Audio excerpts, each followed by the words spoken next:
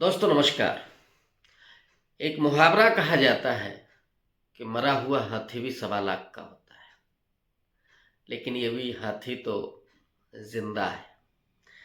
जैसे वो सलमान खान की फिल्म आई थी टाइगर अभी जिंदा है, वैसे ही उत्तर प्रदेश की सियासत में मायावती और मायावती के पार्टी के चिन्ह हाथी के बारे में भी आप कह सकते हैं कि हाथी तो अभी जिंदा है।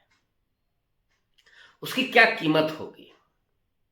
और जब भी मायावती बोलती हैं तो राजनीतिक गलियारों में अचानक कंपन होता है।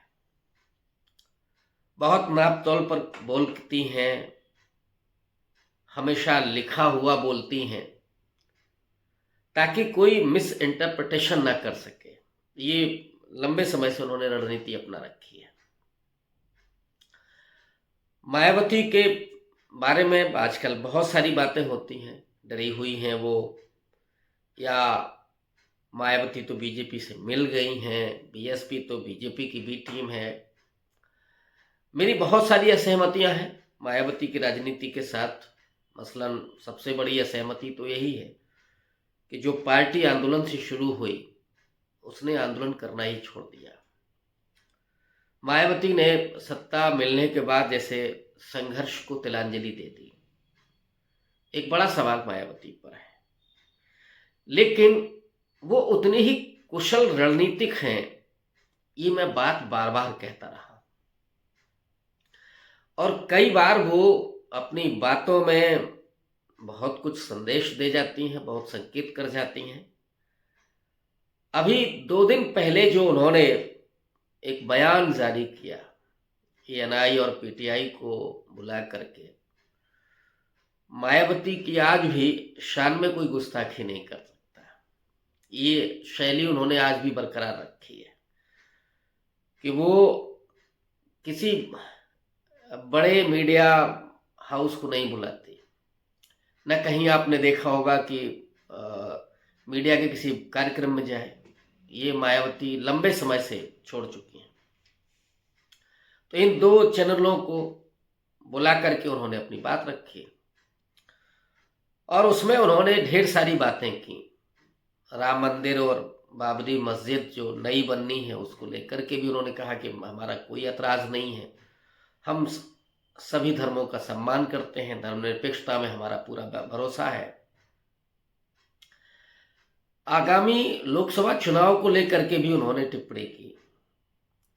जो मायावती अभी तक ये कहती आ रही थी कि बीजेपी और कांग्रेस से उनकी समान दूरी है, वो किसी के साथ शामिल नहीं होंगी, कल उन्होंने एक प्रतिक्रिया में ही सही ऐसी बात कह दी, मुझे लगता है कि उससे दिल्ली दरबार हिल गया होगा। और जो अभी आशंकित लोग थे उनकी बातें खिल गई होंगी। इंडिया अलायंस उनकी तरफ उम्मीद से देख रहा है, इसमें भी कोई तो राय नहीं है।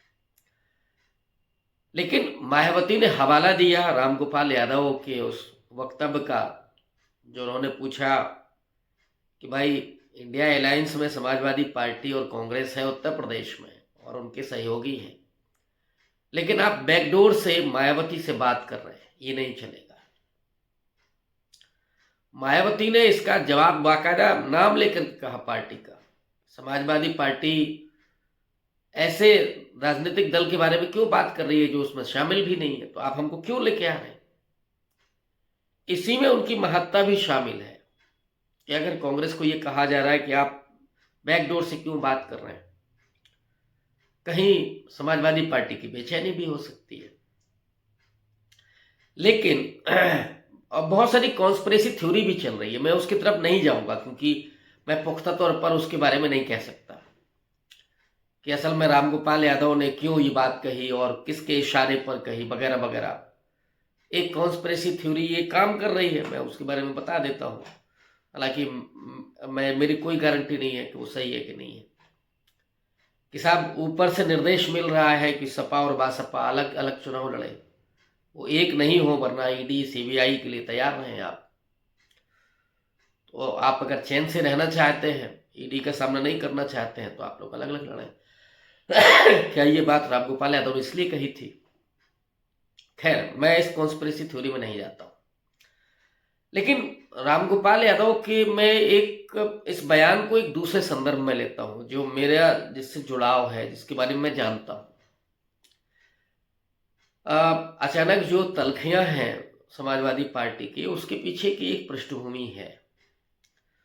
और आपको याद होगा कि जब 2019 का लोकसभा चुनाव आने वाला था, उस समय अखिलेश यादव अचानक बहुत उत्साहित होकर के बयान देते थे और बार बार बयान देते थे कि वो बीएसपी के साथ गठबंधन करने के लिए तैयार हैं, किसी भी कीमत पर वो जाने के लिए तैयार हैं, कुछ भी कंप्रोमाइज भी कर सकते हैं। जब वो ये बात कह रहे थे तो मैंने समाजवादी पार्टी के कुछ प्रवक्ताओं से पूछा था कि भाई अखिलेश यादव ये बात क्यों कह रहे हैं। ये मैंने ऑफ द रिकॉर्ड उनसे पूछा था।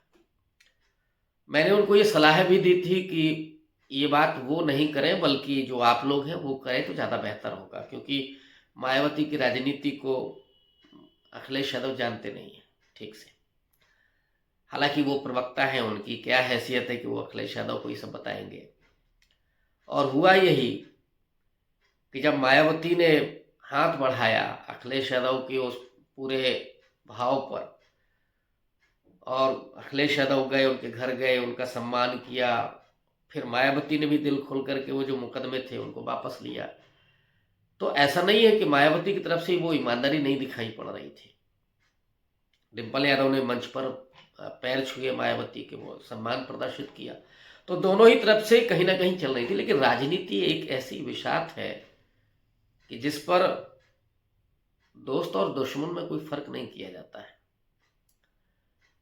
जब टिकट बंटवारे को, सीट शेयरिंग को लेकर के बात हुई, तो मायावती ने दिल्ली ही बुलाया अखिलेश यादव को, और उन्होंने अखिलेश यादव को वो लिस्ट थमा दी अपने 40 सीटों की, और कहा कि इसके अलावा बाकी आप लड़ लीजिए।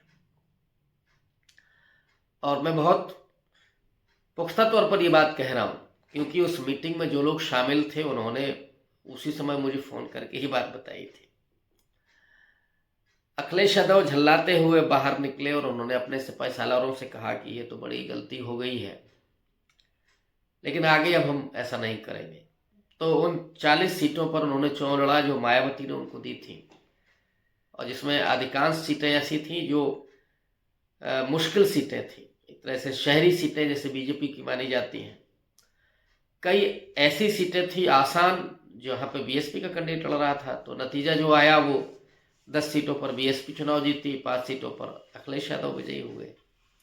बाद में मायावती ने ये आरोप लगाते हुए कि सपा का वोट नहीं मिला उनको, उन्होंने गठबंधन तोड़ दिया।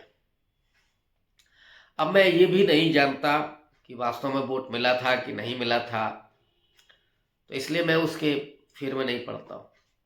लेकिन अखिलेश यादव को वो बात ज़्यादा घर कर गई, और उनको लगा कि बहन जी ने उनके साथ धोखा किया है।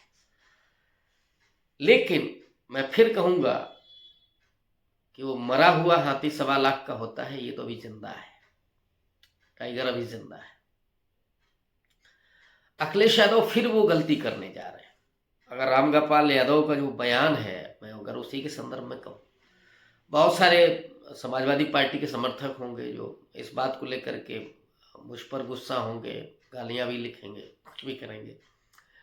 लेकिन असल में जो बात मैं तब कह रहा था उनके प्रवक्ताओं से कि अखिलेश यादव को मना करिए कि वो ना कहें, क्योंकि राजनीति में दुश्मन और दोस्त में कोई फर्क नहीं होता है। वो कभी भी कोई भी दुश्मन हो सकता है, कोई भी दोस्त हो सकता है। और कई बार अब ऐसी राजनीति हो रही हो जहाँ